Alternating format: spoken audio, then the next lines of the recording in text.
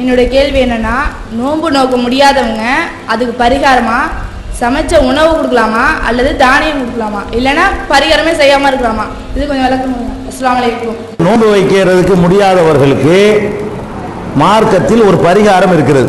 நோன்பு கடமை, அதில் விதிவிலக்கு பெற்றவர்கள் சில பேர் இருக்கிறாங்க. யாருக்கு விதிவிலக்கு? வெளியூர் பிரயாணம் போறாங்க, நோன்பு விட்டுடலாம், ஆனால் பிந்தி வைக்கணும். அது ஒரு விஷயம். ரமலான் மாசத்துல 2 நாள் வெளியூருக்கு போறோம், நோன்பு வச்சுட்டு போறது பிரயாணம் கஷ்டமா இருக்கு எப்போதுமே. அதனால என்ன பண்ணிடலாம், 2 நாள் நோன்பு விட்டுவிட்டு ரமலான் முடிஞ்சோன்னு வச்சுக்கிடலாம். அது ஒரு சலுகை. அதே மாதிரி நோயாளியா போயிட்டா என்ன செய்யலாம்? வயிற்று சரியான காய்ச்சலா இருக்குது, நான் நோன்பு தான் வைப்பேன் அப்படிலாம் மார்க்கத்தில் சொல்லப்படலை. காய்ச்சலா இருந்து விட்டுருப்பா 2 நாள் கழிச்சு வச்சுக்க, அப்புறம் என்ன பேர், அதனால என்ன இருக்கு, ரமலானுக்கு பிறகு வச்சுக்கிற வேண்டியதுதான். அப்படி குர்ஆன்ல இருக்குது. இது குர்ஆன்ல தெளிவான வார்த்தைகளை கொண்டு இருக்கிறது.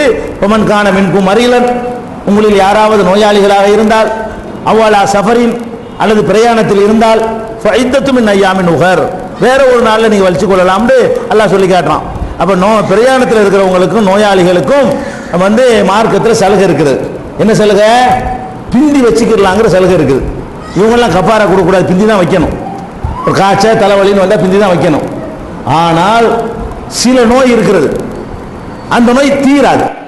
தலைவலி தீரும், வயிற்று வலி தீந்துரும், காய்ச்சனா தீந்துரும், நாளைக்கு இருக்கு நாளைக்கு போகும் வரும், அப்படிப்பட்ட வியாதிகள். சில நோய்கள் இருக்கின்றன, வந்ததுதான், அது குறையாது, வேணுமானா கூடும்.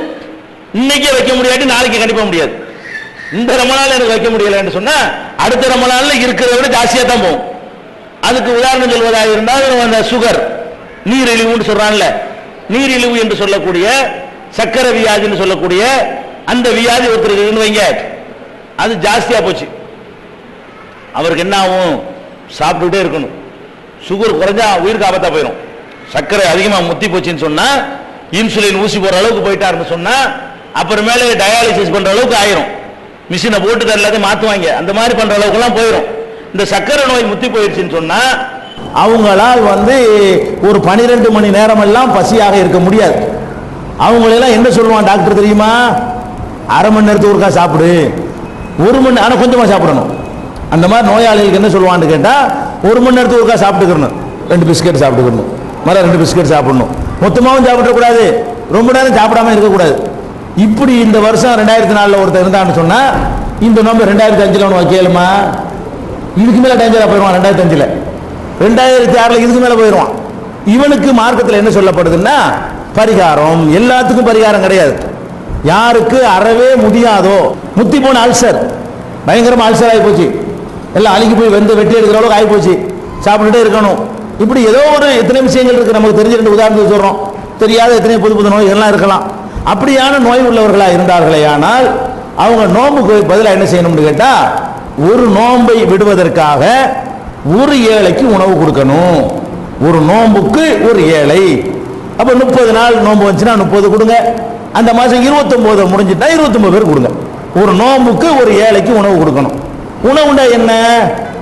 அந்த காலத்தில் அரபு நாட்டில் 2 வேளை திம்பாங்க. இப்ப 10 வேளை சாப்பிட்றாங்க. இந்த இப்ப கிடைக்க முடியாது. அந்த காலத்தில் 2 வேளை சாப்பிட்டாங்க. இப்ப நம்ம நாட்டில் என்னன்னா, அந்த காலத்து இந்த காலம் வரைக்கும் 3 வேளை தான். நம்ம நாட்டில் காலையிலையும் சாப்பிடணும், மத்தியானமும் சாப்பிடணும், ராத்திரிக்கும் சாப்பிடணும், 3 வேளை.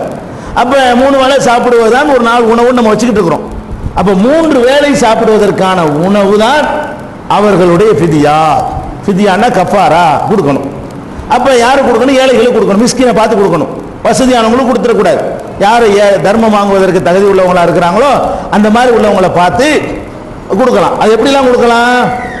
ஒரு ஆளுக்கு 30 நாள் டெய்லி திண்டு போன்னு சொல்லலாம். அல்லது 30 பேரை கூப்பிட்டு என்ன செய்யலாம், ஒரே நாளில் கொடுத்து முடிச்சு போடலாம். கணக்கு குறிச்சிக்கிட்டே வந்திருந்து பெருநாளைக்கு மறுநாள் ஒரு 30 ஏழை வீட்டில் கொண்டா வச்சு நல்லா 3 வேளை சாப்பிட்றான்னு சொல்லி சாப்பிட்டு போயிடலாம். ரூபாயாயும் கொடுக்கலாம், ஹோட்டலில் போய் சாப்பிடுங்கன்னு சொல்லலாம், நெல்லாவும் கொடுக்கலாம், அரிசி. அதெல்லாம் என்னவா இருக்கணும்னு கேட்டா, அந்த 3 வேளை உணவை அவன் நிறைவு செய்யக்கூடியதாக இருக்கணும்.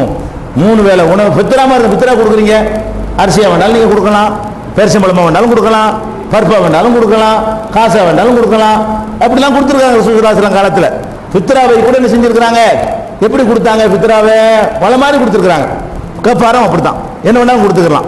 அதே நேரத்தில் அதுல ஒரு விதிவிலக்கு இருக்குது, அதுவும் முடிஞ்சாதான்.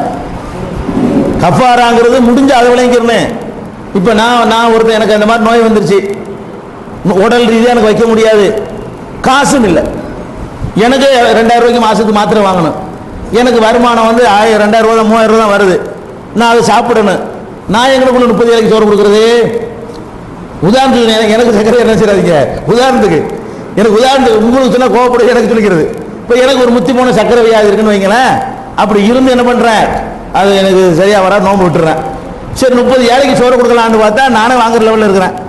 இப்போ என்ன நிலைமை, வட்டிக்கு வாங்கி கொடுன்னு நல்லா சொல்லுவானா, கடன் வாங்கி கொடுன்னு சொல்லுவானா, பிச்சை வாங்கி கொடுன்னு சொல்லுவானா? அதான் அது நல்லா கிடையாது. லாயு கல்லிஃபுல்லாஹு நஃப்ஸன் இல்லா உஸாஹா, எந்த ஆத்மாவையும் சக்திக்கு மீறி எல்லாம் சிரமப்படுத்த மாட்டான். கஃபாராவும் எப்போன்னு கேட்டா, எனக்கு முடிஞ்சா தான், நானே ஏழையா இருந்தா நான் எங்களுக்குள்ள 60 ஏழைக்கு கொடுக்குறது, அதனால வந்து கட்டாயம்லாம் கிடையாது. அது மாதிரி ஏழைகளுக்கு உணவு கொடுத்துடலாம்.